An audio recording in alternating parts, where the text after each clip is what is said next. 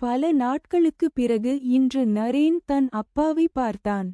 வாசல் திறந்த அந்த நொடியில் அவன் கண்கள் பிரகாசித்தது.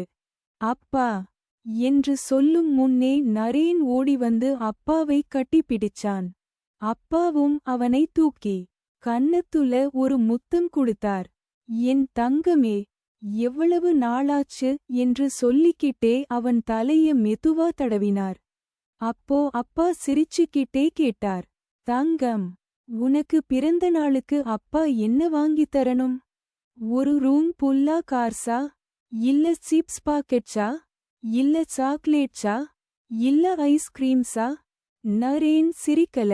அவன் பேசல. அவன் அப்பாவையே ஆழமா பார்த்தான். அந்த சின்ன கண்களில் ஒரு பெரிய ஏக்கம் இருந்தது. சில வினாடிகள் கழிச்சு நரேன் மெதுவா சொன்னான், எனக்கு ரூம் புல்லா எதுவும் வேண்டாம் அப்பா. ரூம் புல்லா நீங்க தான் வேணும். அந்த வார்த்தை கேட்டதும் அப்பா எதுவும் பேசல.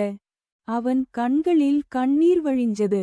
அந்த கண்ணீரில் துக்கம் மட்டும் இல்லை, இழந்த நாட்களோட வலி, குழந்தையை தனியா விட்ட குற்ற உணர்வு, திரும்ப கிடைத்த அன்பு எல்லாமே இருந்தது.